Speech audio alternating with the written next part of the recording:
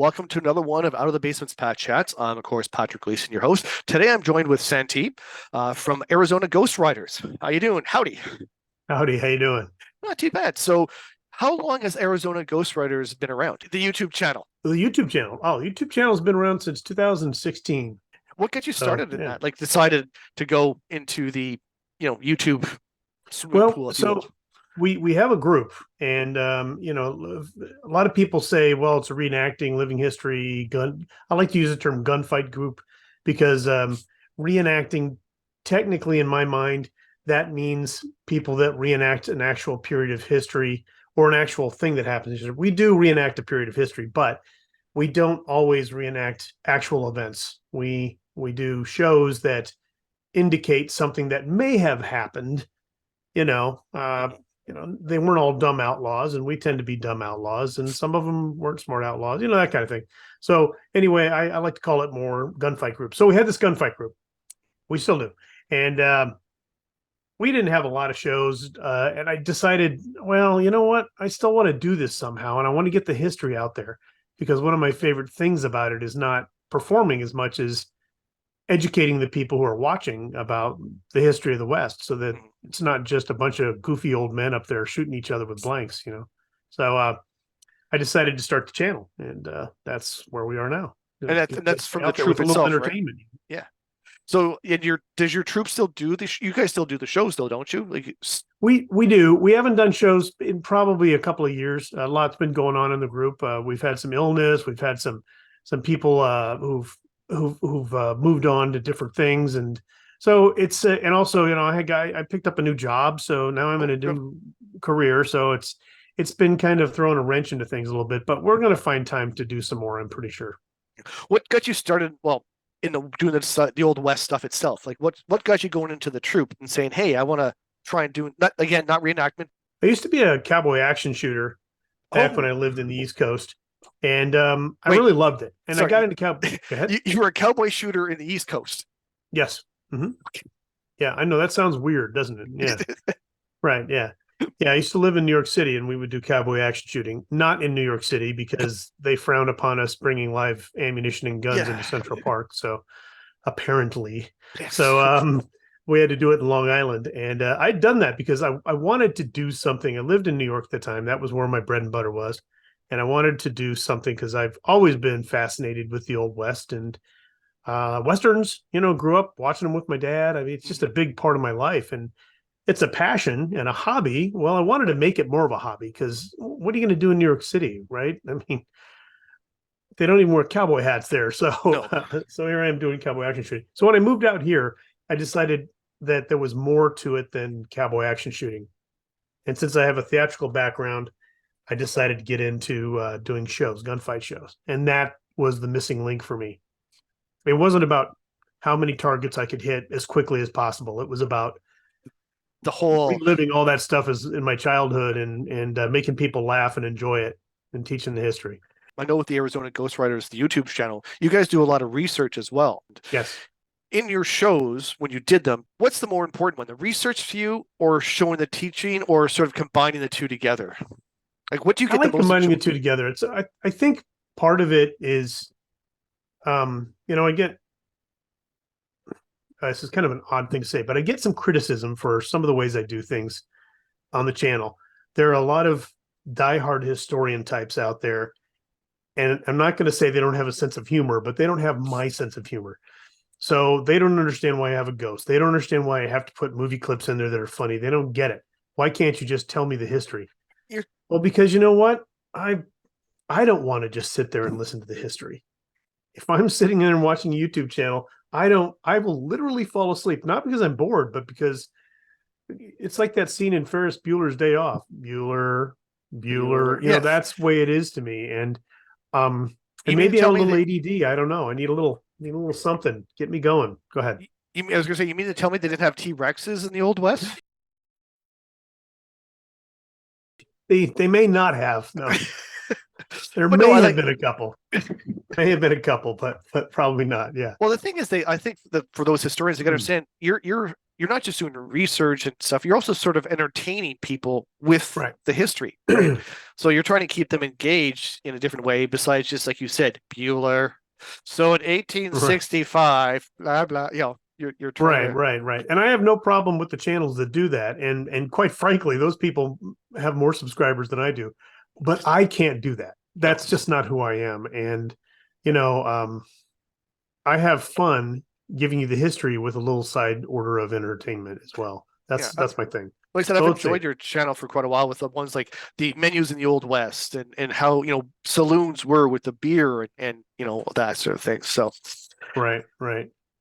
the Westerns, though, do you prefer, this is changing topics, sort of. Do you Sure. prefer the older, the John Ford and those sort of ones, or like the grittier ones that have come out recently, Clint Eastwood with Unforgiven and that? Oh, wow. Boy, that's a tough one. I I think I probably prefer what's going on nowadays because at least now, and I'm going to give the credit to the movie Tombstone. But Tombstone, when it came out, it kind of changed the way we look at westerns Mhm. because now all of a sudden you've got people really paying attention to the historical accuracy of the costuming, the guns, the gun belts, the town, Mhm. the people that are in the town, and I remember thinking that was so impactful to me. And if you've noticed, ever since Tombstone comes out, people are all trying to be that more authentic with their movies. Mhm. You don't see Buscadero rigs, the big leather piece as much anymore. Yeah. You don't see people with what I call taco hats, the big taco hats that are, Yeah. well, okay, except for Nicolas Cage, but if but I'm not sure that counts. But anyway, you don't see that kind of stuff as No. much. And so that's what I really like about the newer westerns coming out. But I do love the older westerns. I mean, there's just so much goodness in there. And you know, John Wayne was, I think we can agree, he wasn't the best actor in the world, but he No. had a presence. He Mhm. had a presence, he had a way about him, and you smiled. You smiled when he said snarky things to a bad guy, or when when you knew that he was going to be the one that was going to come out on top. And not because he's John Wayne, just because his character was so confident. You Mhm. know, I can't discount that stuff. That stuff is just as important. So it's a tough one. Man. And I know you do a lot of research as well for clothes and the right sort of, like you said, the holster. And that must also be a lot of financial investment too, though. For like, I know you've showed videos of how to do it less expensive, Yeah. but do you Yeah. try to always go for the truer quality or the true look? Um, yeah. Well, so yeah, I do. But I'm not like some of the living historians out there that actually have their wives or even them themselves that sit there and they count the threads in each costume that they're making. They don't call it a costume, call it wardrobe, right? Sorry, But yes. they're actually using the exact fabric they would have used with the exact thread with the exact thread count. And I have no problem with that, but I don't do that. I first of all, I'm very active in these pieces of these articles of clothing. Custom clothing, as you probably can guess, is very expensive.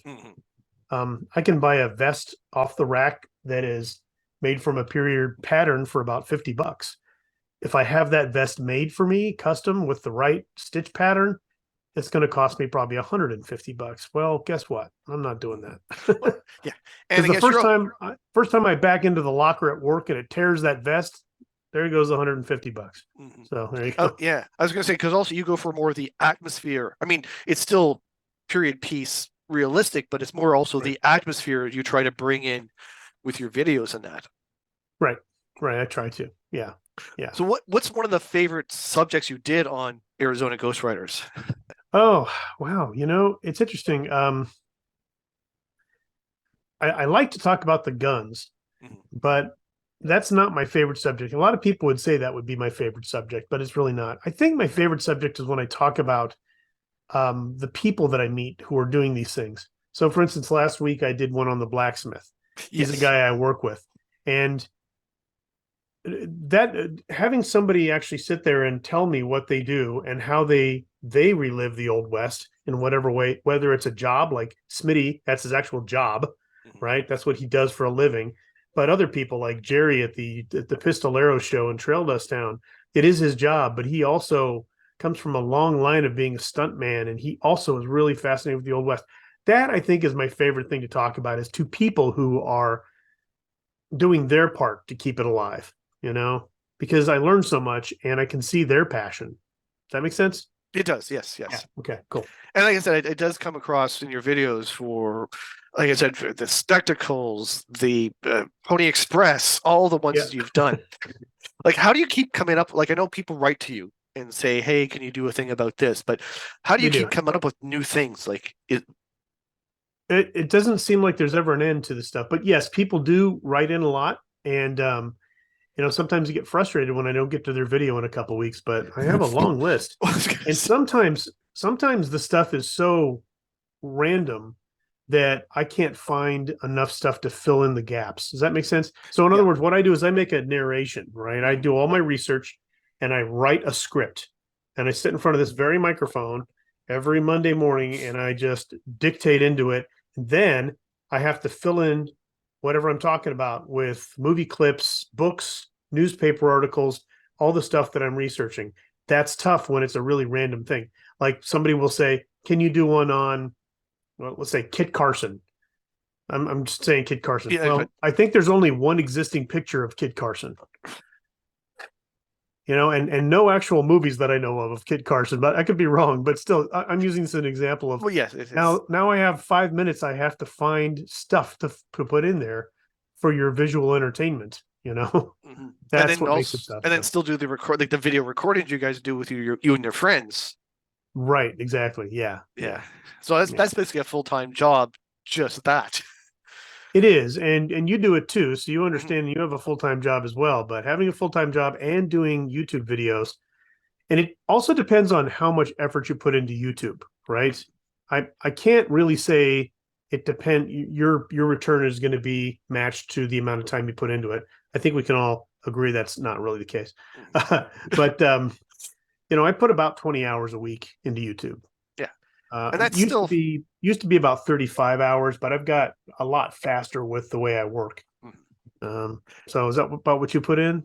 About that, yeah. Well, it depends on how many videos I have and like for these, I don't do as much because I'm starting to do one. I did one on there's a role-playing game system where I did a lot of research and showed people how to make the characters in that game system.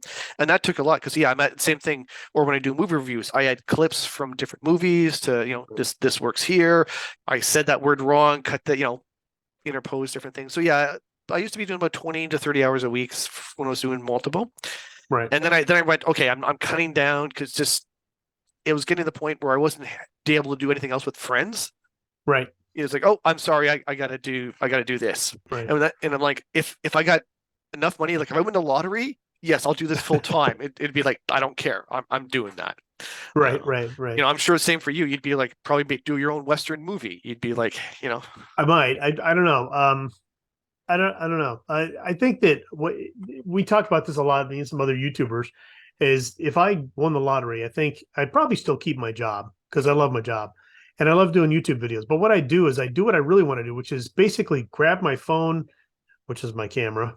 Yeah, my camera is my phone.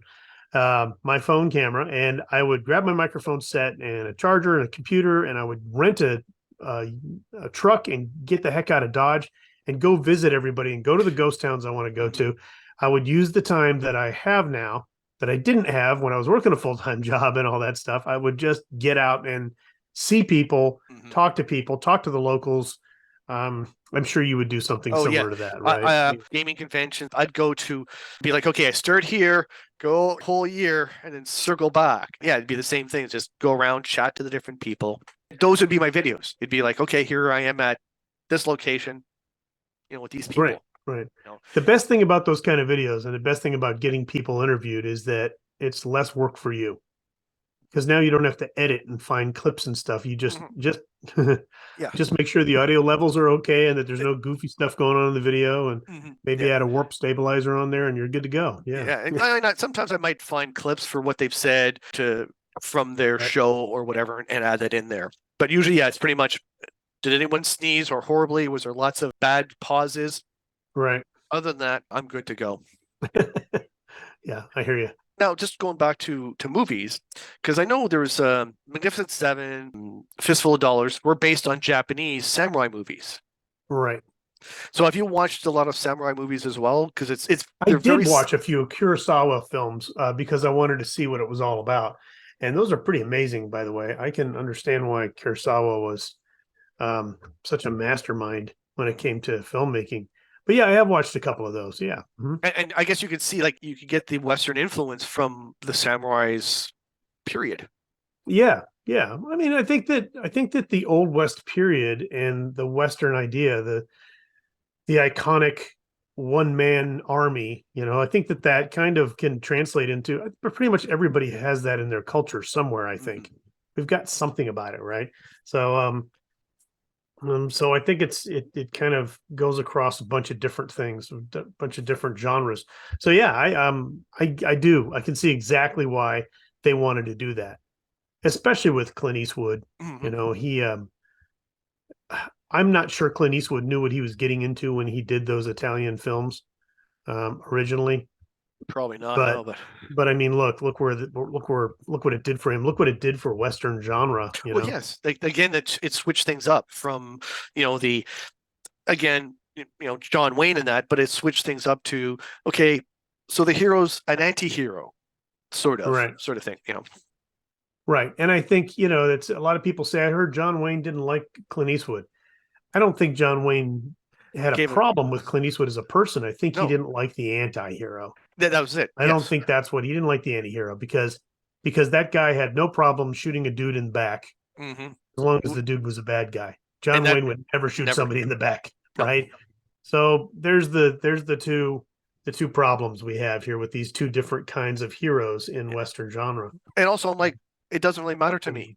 Like, if John Wayne didn't like that style, that's okay. That's his opinion, right? Yeah.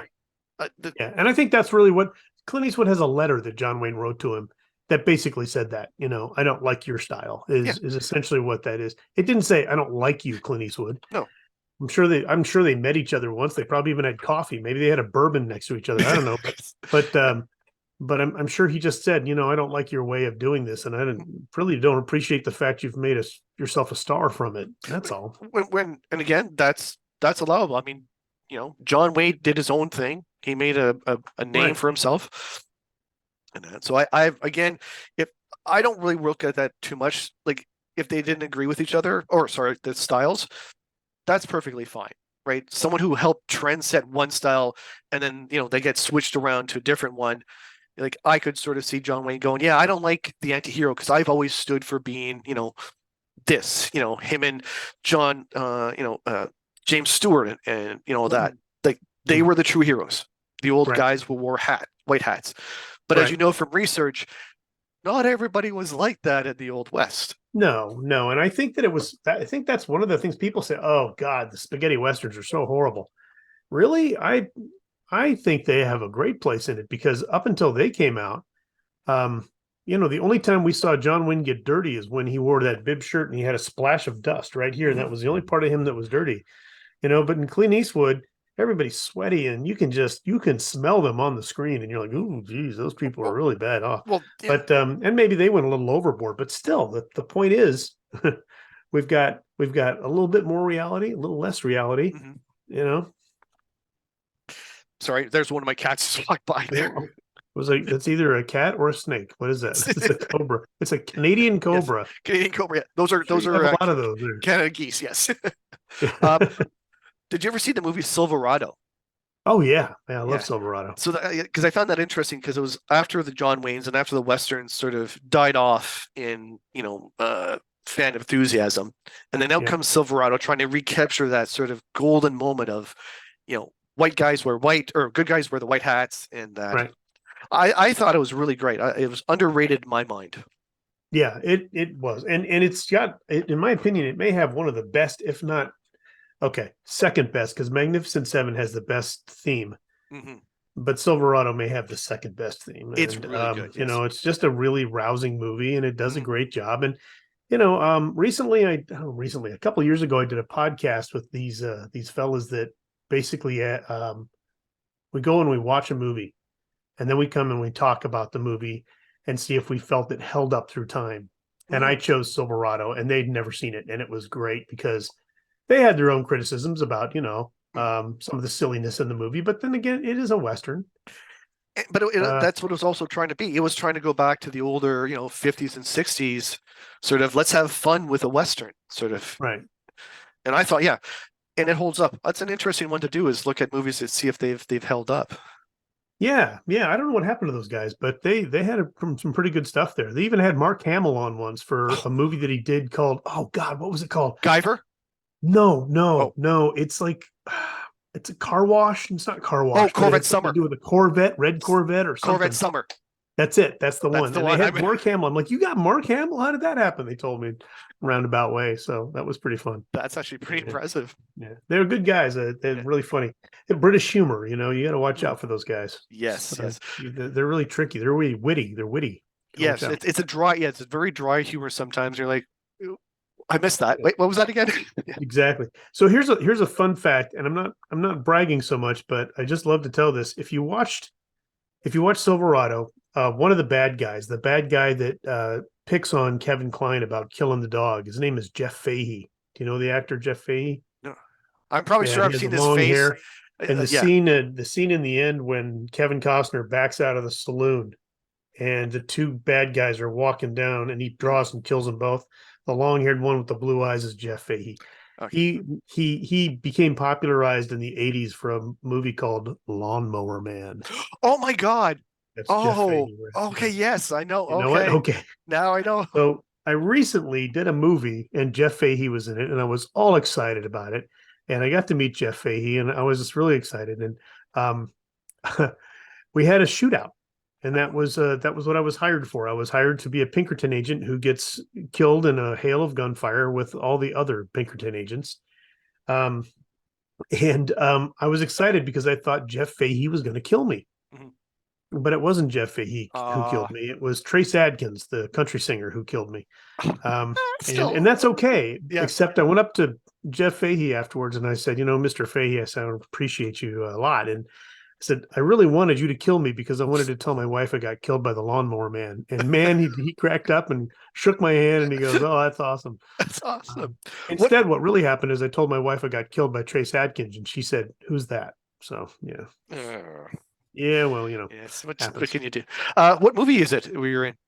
It's called Among Wolves. It came out on Amazon Prime probably in November, December. It was on the movie theater for a hot minute. I'll have to check it out then. James Russo is in. He was the sheriff in a movie called Open Range. Yeah. He was also, I think, the first movie he was in was Fast Times at Ridgemont High. Oh my God! Do you remember that movie? I remember that movie. Yes. At the very end, where the guy comes in and robs, what's his name? I can't remember the actor's name. And then Spicoli saves the day, and he throws the coffee in the guy. Oh yeah. Well, that was the guy. It was James Russo was the bad guy. So. Okay. Anyway, he's made a lot of Westerns, and that was the cool thing about that movie too, is working with him because I've just always thought he's like a really good bad guy. Mm-hmm. That makes sense. No, it does. Yes.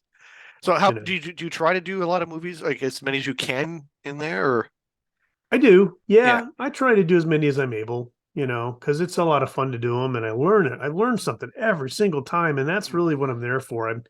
It's still fun to get shot by Trace Adkins or whatever, but it's really fun for me to learn and see how they do different things.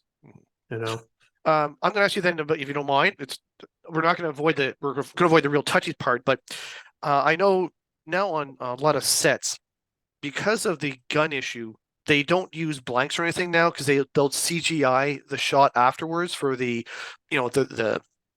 fire and the ricochet and stuff like that.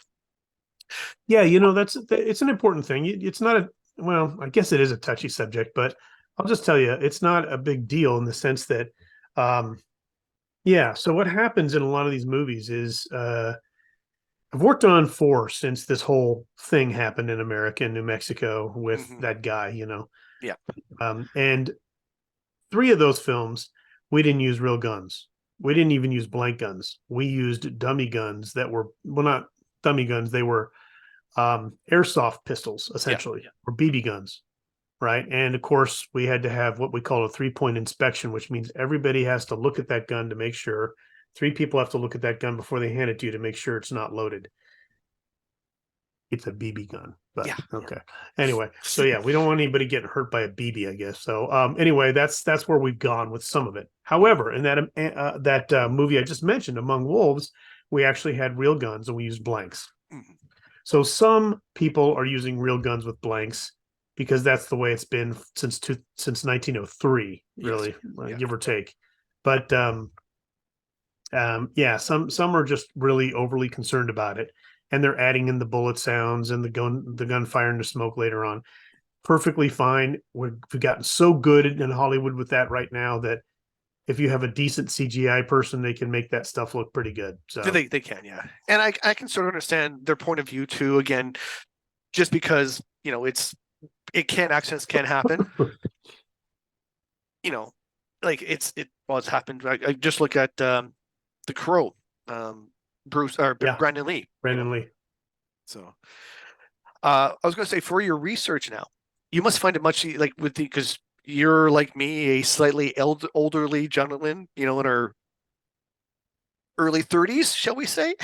Yeah, sure. Let's go with that. But research is so much easier now with the internet. I mean, yes, you get a lot of craziness out there, but research is so much easier now than it used to be in our day when you had to go to the library and hope that they had something on that. Absolutely. Yeah, no, I agree with you 100%. That's, as a matter of fact, I put a video out a few weeks ago about researching, and I was a little concerned I might get some flashback from people because of the fact that, that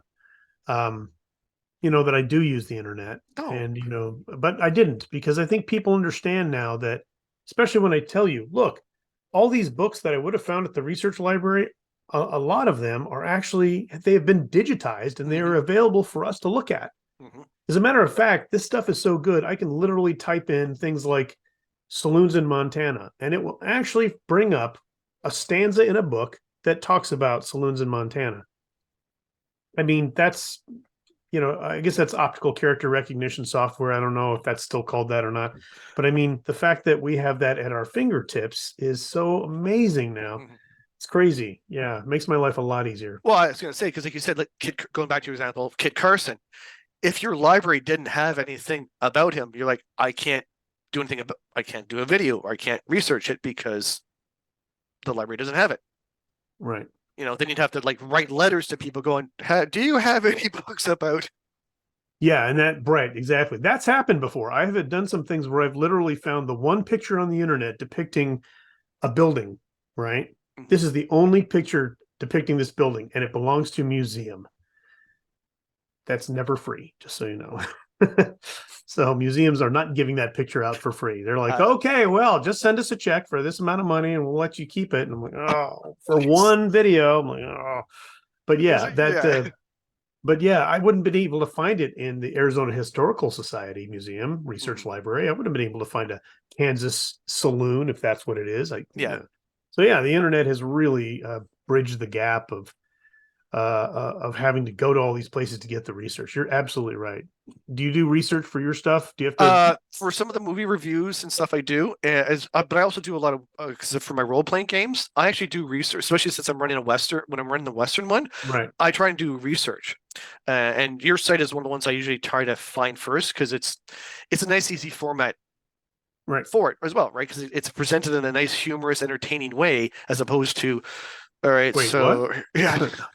Thanks. I appreciate it. But also from your links, I can go to other places as well. And like, so basically like saloons, I found out about like, okay, a lot of the cloths they use in the saloons is not something you actually would ever want to touch because it's soaping up beer and all sorts of other stuff for hours. And it's like, oh yeah, you don't want to touch that. Like, it's funny you should say that. Have you ever been to a restaurant, like a really busy restaurant, and you sit down, they seat you down, and they're swamped, right? Mm-hmm. And somebody comes by and says, "Let me clean the table off for you," and they use that little towel. Have you ever run into a situation where the towel doesn't smell so good? Oh, I haven't. This has happened to me on numerous occasions, and I'm not grossed out and get up and leave, but I'm like, yeah, that towel's been in action now since probably 9 o'clock this morning. Yeah, like you're not really helping. I have no idea what's on that towel, but you just wiped down my table, which was probably in better condition before you brought that nasty old towel over here. Mhm. But yeah, I start thinking about that. Like maybe back then when you had to wipe the suds from your mustache, you just grabbed the towel because everybody grabbed the towel. But Mhm. I, yeah, nowadays, who knows what happens? Mhm. But you're right. No, That was one I liked about the suds and stuff. Like that's what part was there was to get rid of the suds on right. your face and on the table and your and the way they had the like the spittoons and all. So yes, I do research as well. Good. And again, same thing. I'm so much happier now for the internet. Yep. Because growing up in Ottawa, Ontario, there wasn't like there was the Western books like Louis L'Amour and stuff like that, but actual nonfiction books about life and that was very rare. Hmm. You know, That's interesting since you guys are actually part of all that. You yeah. know, Canada is definitely part of the Old West, Oh, it every bit is, as yeah. much as we are. But it's just Just more we had like a border between us. there wasn't that many books about. Well, sorry, again, the fiction books, Louis L'Amour and all those guys, but Right. not too many nonfiction books. Like some of the big libraries would have it, but I grew up in the country, in the countryside, and yeah, it was like hard to find stuff. Even though I loved watching the Western movies and all that.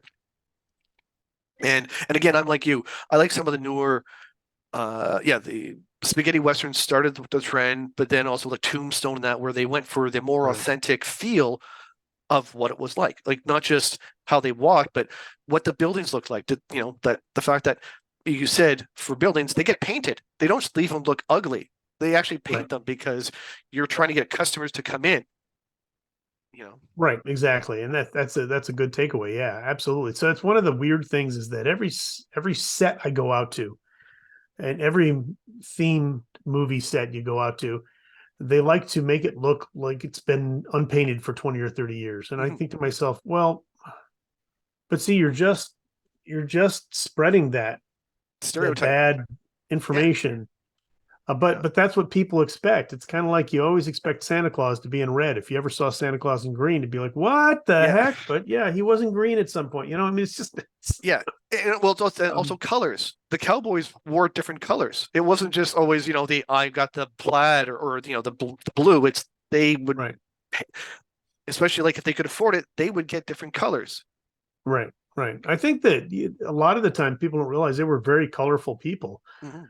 because they worked basically in the dirt, and so they know that color was eye catching, and they like to spiff up like everybody else. Yeah, well, especially So like for the yeah, dances or all those festivities, like yeah, you're putting when they say you're putting your best on, it's not the same ugly shirt you've been wearing for the whole week. You're getting your good, nice colorful clothes out, you know, right. the fancy Right. duds, the fancy belts and everything. Right. Yeah. Yeah. That's another thing that it's a pet peeve of mine when I go to events, but I used to be that guy too, because I didn't know any better. Well, that's just But you show up and you're playing the sheriff and you're wearing a pair of chaps or something. It's like, well, why do you have chaps on? What do you mean why do I have uh chaps? I'm that's in the old west. Right. But yeah, why would the sheriff have chaps? And I think, that's a good point. Well, I like them. Okay, there well you go. that's You like them. You want to wear them. And that's, I'm not saying, and that's the thing is I try not to come off as being that overcritical old West guy. mhm. Like you get with Civil War and some of these other things where they're just, ridiculing you. I don't want to be that guy. But what I do want is I want people to understand, hey, that's fine that you have a tie pin in your bandana because you like the tie pin. Maybe your dad wore it. I don't know, but why do you have a tie pin in your bandana? Exactly. So, And like the one you had for boots and spurs. It's like if you're in the city, there is no need. Like you wouldn't wear spurs. That was no for need for it. yeah. Yeah. And also, you said the boots. Well, those are boots for riding in the stirrup. You're not wearing those when you're walking around in a town. If you live in a town and don't ride a horse, you're not getting those boots. But I mean, Right. some people would wear them, yes, Sure. but the average person would be going, I want, I don't wear those because I'm not on a horse. Exactly. Exactly. It wouldn't be exactly. You're right. Yeah. And that's the Absolutely same right. thing for like other ones like Vikings. The Vikings, I've watched some historians on Vikings because a lot of Viking shows, it's again not colorful. And he's like, no, no, Vikings liked color because again, if all you're seeing is the same color, you want something different.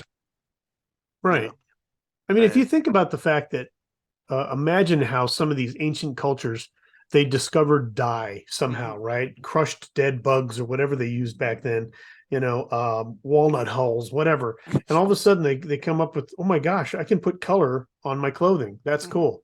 Why wouldn't you do it? I mean, we do it now. Look at us. I mean, we're in color. It's And exactly. Everybody's walking around in white shirts and black vests like we're going to I'm wearing black. Lancaster, Pennsylvania, I'm wearing black. Don't pick on me. I'm wearing You have black. some color right there. I'm seeing it right there. Some color right there. Yeah. But yeah, and again, the different colors, like not just blues, but like, reds, yellows, all sorts of colors, just because it's a way to attract other people, and it just shows something enthusiastic.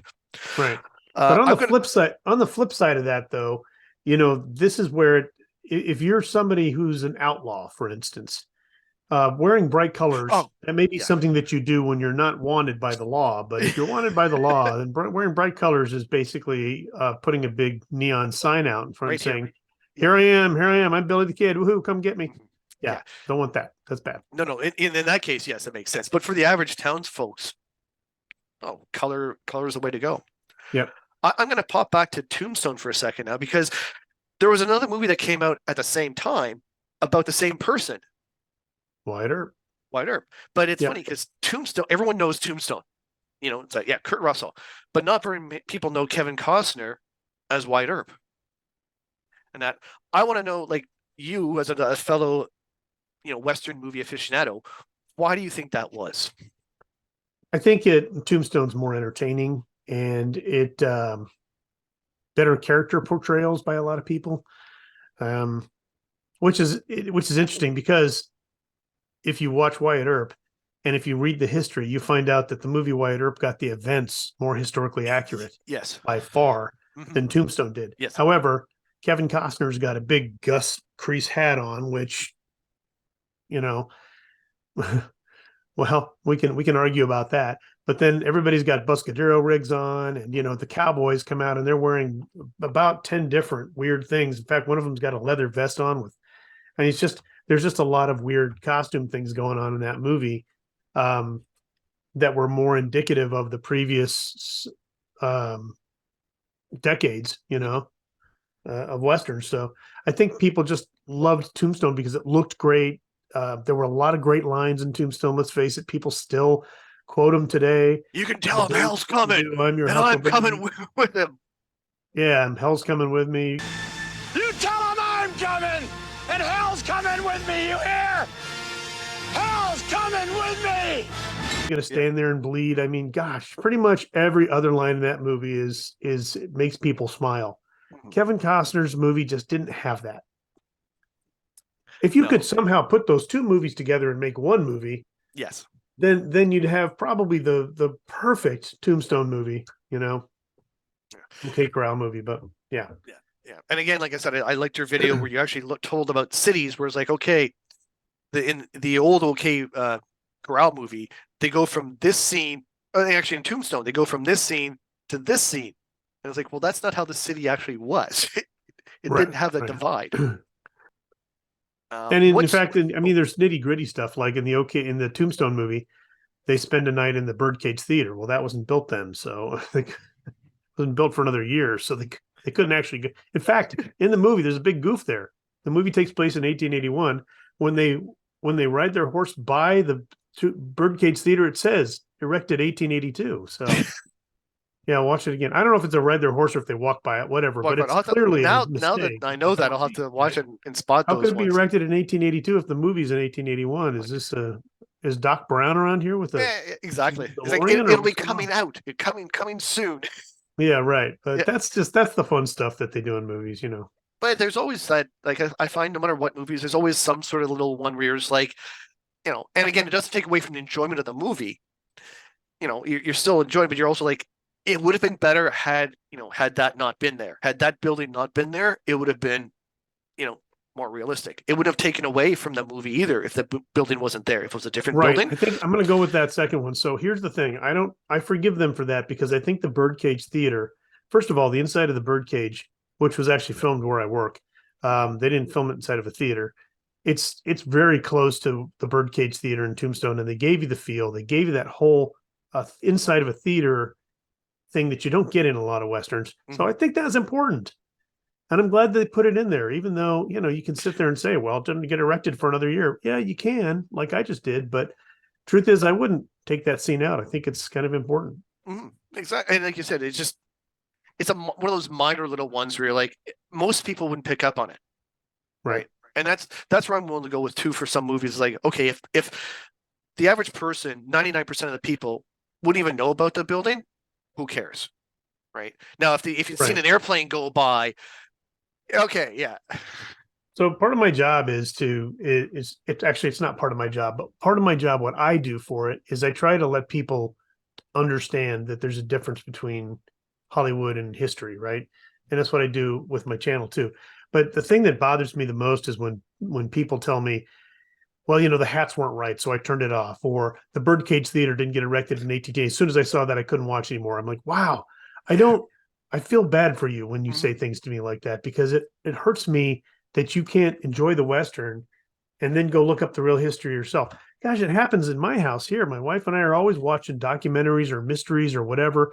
And then right after the show's over or during the show, I actually pop on the internet and I'm looking it up going, oh, wow. So this is what the real guy looked like. Oh, yeah, this is right. He really did do this to this person. I love that kind of stuff because that way we can get a bit of the history with the Hollywood. Yeah. And you're right. Hollywood is a drama. Like that's their job, is they're trying to sell a drama. Exactly. In the 1950s, they made a bunch of Westerns, tons of Westerns, and it was all about Western action because that's what we wanted. If you didn't have a guy getting hit with a flaming arrow, falling off a building in every movie, then you know what? We're not watching it. There you go. Yeah. Anything like that. We're not going to go. Yeah. And, it's not that Hollywood didn't want to do history. It's just that it didn't fit in. But nowadays, they're trying to put the history in. But the trouble is, some of that history isn't as exciting as the Western action. So there's a weird balance, and they're not balancing it very well. They're just not able to. Yeah, it's either too boring, because it's just like it's too dry, or they're making the action a little too crazy, and you're like, okay, that's right. One of the greatest movies that came out about Jesse James is, let me see if I can remember the title. It's the world's longest title. The assassination of Jesse James and the blah blah blah blah blah. Ford. Yeah, right. And I think it's a long and somewhat arduous and not very exciting movie to watch. It's sort of the entire movie, but it feels historically right to me. It just does. It has a lot of the history in place, but that's the thing. How do you make it so that you make everybody happy? And, I don't know if you can. And unfortunately, that movie didn't do as well as it should have, just because, again, it was sort of like, I mean, critically, it did well, but commercially, not as well as they'd probably hoped. Right. Did you review that one or? No, I haven't reviewed that one. No, I tend to be lately. I've been doing more science fiction and fantasy sort of movies. That's more the people that from our podcast like. Okay. Yeah. Whereas I could do what we had one where it's called the Review of the Clones, where we look at original movies and then a movie that's come out recently or within the same time frame with the same name. So we did the Magnificent Seven and compared them. Okay. And the new one has parts that are actually enjoyable, but the old one still held up better. I agree. Yeah. It just, the different characters and all that were just sort of, this one, even though it's almost 50 years old, it's still better. Yeah. And, I wanted that one to be really good. And it was, but by and large, it was very entertaining. But let's face it, the bad guy was a wimp. And, you knew there was I'm sorry if anybody's watching this, you haven't seen the movie, I'm going to spoiler it right here. But I mean, there's no possible way you were ever, there was no indication in the whole movie that he was even a gunman. No. And meanwhile, Denzel Washington's reloading a gun by spitting it with his thumb. So, I mean, come on. I mean, the guy's, you're not going to make it. We all know that you're not going to make it. So that right there kind of ruined that part for me. But you also didn't see the character development or the friendships or the bonding that these guys ever had. And they didn't really do it. And I don't know. And that's the whole thing about the Magnificent Seven is they're sort of hired mercenaries, but they develop friendship and, and a respect for each other. Right. because in the first one you had the Mexican kid who's trying to, I'm not a farmer, right? And that was his whole story arc was I want to be a gunman. I can shoot. And then afterwards he's like, no, I'm giving up the gun. I'm going to be a farmer. Yeah, right. Yeah. Yeah. One movie I really like, there's two John Wayne movies that out of us all one that still stuck with me years later. One is called The Cowboys. Oh yeah. Where he dies. Yeah. And the other one is the Gunfighter with Ron Howard, where he's the ancient the shootist. Sorry, yes. Yeah. Mm-hmm. Where he's the old gunman, with cancer, on the last legs. Right. Which ones for you stand out the most for John Wayne? The Shootist is actually an excellent movie. I mean, you consider the fact that this was his sign off from Hollywood. And I think, this is him basically saying, you can see it in the beginning of the movie when they show all these clips of his different movies, under the guise of this character that he's being. And it works really well. And I thought that was a great movie. However, one of my favorite ones is El Dorado. Yes. And the reason I like El Dorado so much is, first of all, it's got a great plot. It's got humor in it. And pretty much everybody can act. Mm-hmm. I can't say that about every John Wayne movie. No. There's one movie that filmed where I work called Rio Lobo, and they just don't have the two supporting roles can't act, neither one of them very well, and it ruins part of the movie. But yeah, in El Dorado, you had a huge heavy hitter of a cast. You had James Caan, Robert Mitchum. Yes. You had the Duke. You had Arthur Honeycutt. I mean, golly. You had Ed Asner, who played Bart Jason. He was the bad guy, and he played Lou Grant in a TV show called Mary Tyler Moore. Yes. But he was always like a gruffy old cranky dude, so it worked perfect. So. Yeah. But you also you didn't imagine him as a villain. Like that was like Ed Asner, sort of think, he's gruff, but he's not a villain. But he did a good part in Yeah. So that's actually, I think El Dorado is one of my favorites. Okay, because the only reason I like the for the Cowboys, I don't know if you heard about that, because Bruce Dern was a bad guy who shot John Wayne. Yeah. And he said for years afterwards, people hated him because he's the guy who shot John Wayne in the back. Right. And he'd say he's the only one still living that made all those movies. Yeah, exactly. But he said he had people come up, say how they hated him. He's like, I was just acting like. Yeah. No, I completely understand. And the Cowboys is a great movie. It's very endearing. Yeah, I thought that was a really good one too. A lot of them are really good.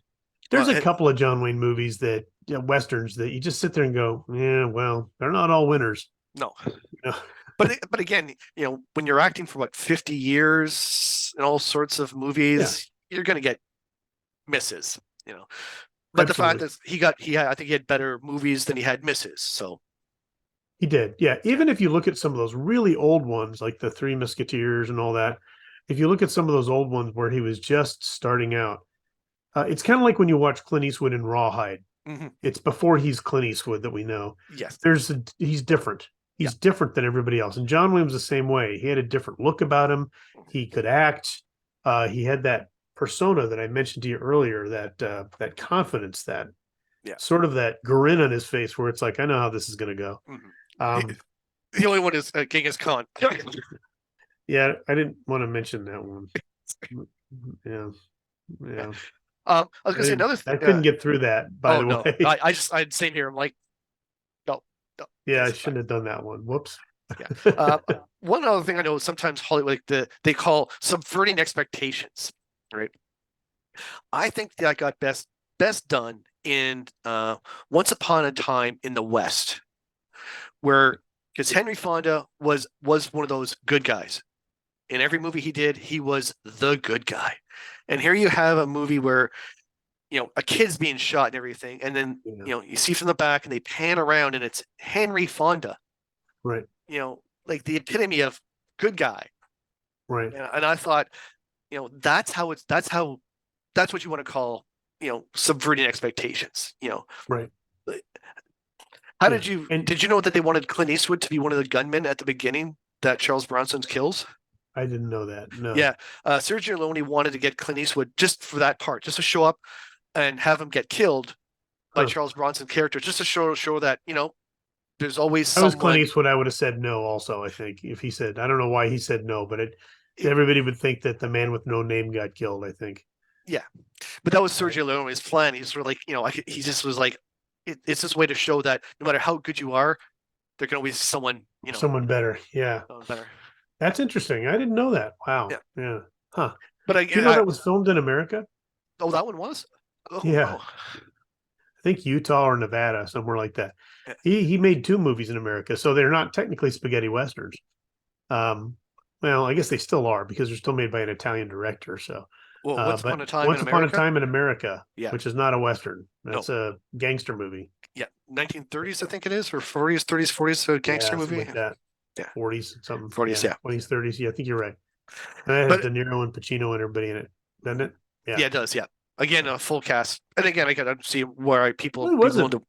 He really was an excellent director, I thought. Yeah. Mm-hmm. But a lot of people don't understand that the spaghetti westerns weren't just those Sergio Leone ones. And, Oh no, there's tons. oh my God. What's Some funny of is them are now real actually terrible. So, but some of them are some good. of them are. Yes.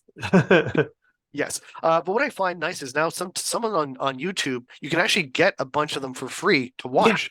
Yeah. There's people putting them out there. Yeah, And, that's great. I'm And they put so them out in pretty good definition too. Yes, and I'm very appreciative of going because unfortunately now my to watch list is just pages long now because I'm like, oh, I'll watch it later. I'll watch it later. Yeah. And then it's That's like, cool. when do I have the time? Right. You know. It's tough. And especially with those, because the storyline, you kind of figure it out as you go along. And but the ending before Mhm. halfway through the movie. So do you really have to watch the whole thing? But you do, because You just want to, yeah. you want to see what they do and how they get there. Because the other one that was famous for spaghetti westerns was Terrence Hill. Oh yeah. He Man. was funny. I liked him. What's coming up for Arizona Ghostriders? You mean the channel? Let's see. Yeah. What's coming up with the channel? Well, we can do both channels and the troop. Well, right now with the troop, like I said, I think that as soon as some events come up that we can actually do, and we get enough people we can get out there, then we're going to do it. But as far as the channel, let's see. We're still cooking along. So I work at Old Tucson, which is a movie studio here in Arizona that's been here since 1939, and 4 John Wayne movies. Tombstone was filmed there. The Three Amigos was filmed there.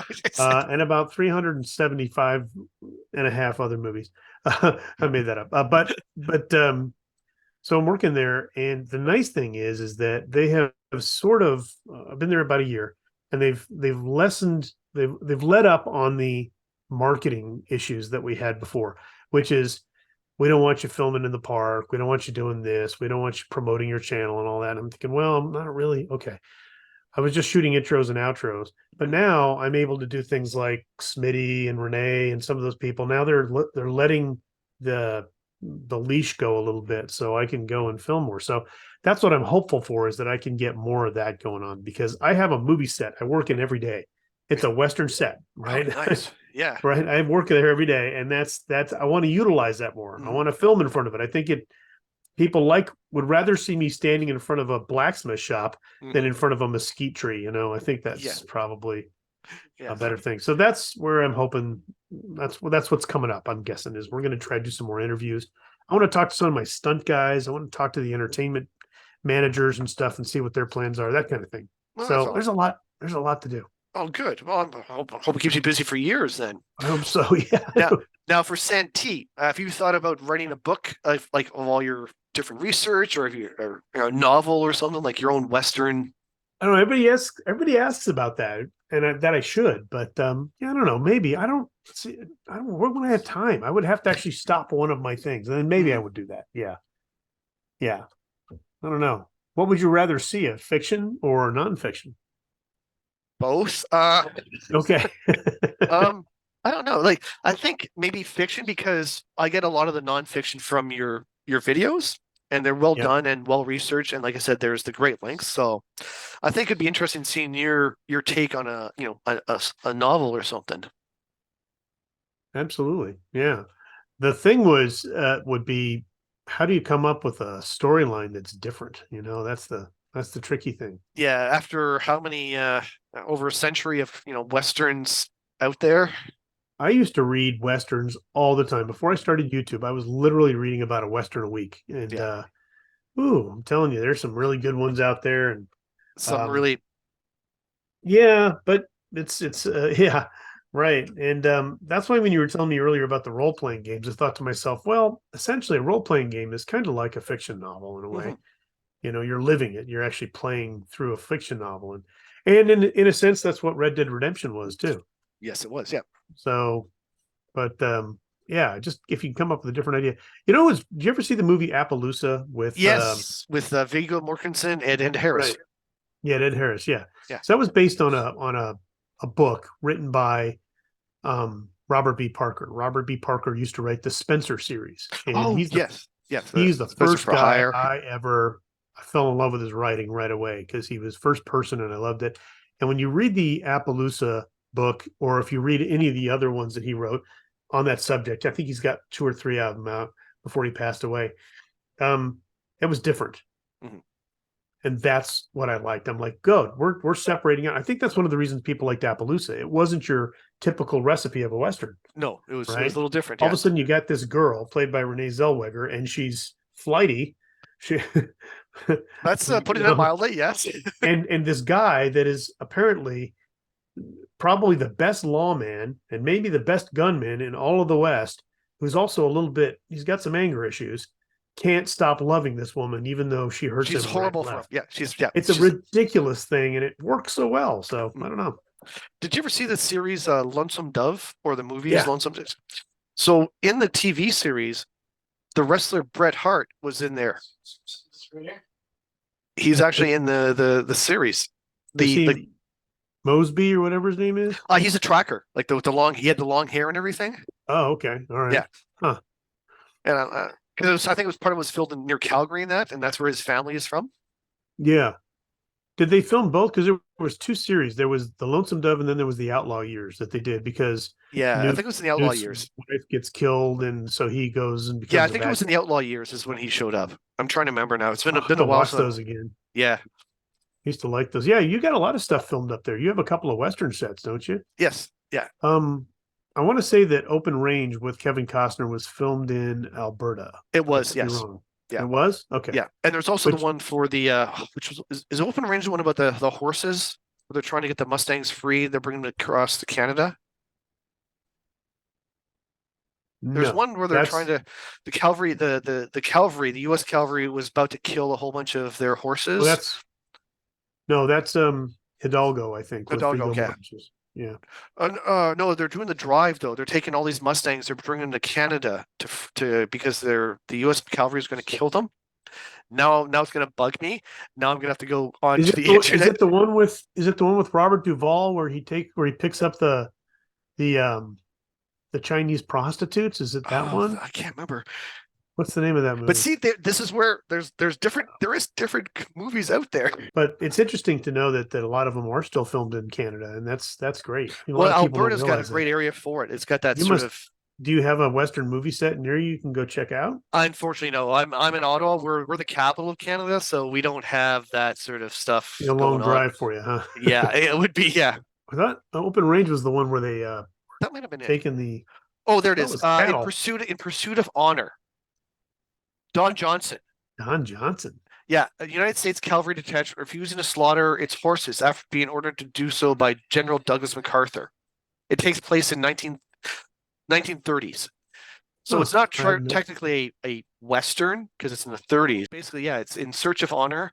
Don Johnson as a cavalry one because the cavalry was changing from horses to tanks, and they were going to kill all their horses. Huh. I have not seen that. No, I'll have to check that out. That sounds like a good one. When was it made? Does it say? 1995. 1995. Wow. Yeah. Okay. Yeah. So directed by I don't know Ken Olin. I haven't really heard too much of him. But yeah, starring Don Johnson, Craig Safer, Gabrielle Anwar, and Rob Steiger. Rob Steiger probably played MacArthur. Yeah. So. Wow. Yeah. Interesting. Okay. Cool. Interesting. Well, Huh. I I'll have to want go check that to. out. Thanks for telling me about it. Oh, no problem. I want to. Is there any? Do you have any words of advice to a young fledgling Western enthusiast? Oh man, you already do it. You're already watching westerns and you're doing research. So you're basically you're doing it, and that's Yeah. the important thing. It's a fascinating part of something that is uniquely our cultures. Mhm. And that's an important thing that I try to get people to understand. Young people ask me all the time, why are westerns? Why do they even do them? Well, It's that's a ours. hard question to answer, but I mean, it has to do with settling a country, and it has to do with the tenacity of the pioneers and the fact that they had all of these obstacles they had to deal with, and the fact that any of it actually happened at all, and that we've settled, and we have two countries here that are neighboring, and that it's somewhat amazing because that had to do with people like that are depicted in these movies. So I think you're already doing it, and I think you've got the right passion for it. So that's the important part. Well, thank you very much, Santee. And thank you, viewers. Make sure to check out Arizona Ghostriders. The links will be in the description of the video as well. Do your own research. If there's anything you want to ask Santee, there'll be the email link for their things. And have yourselves a great day.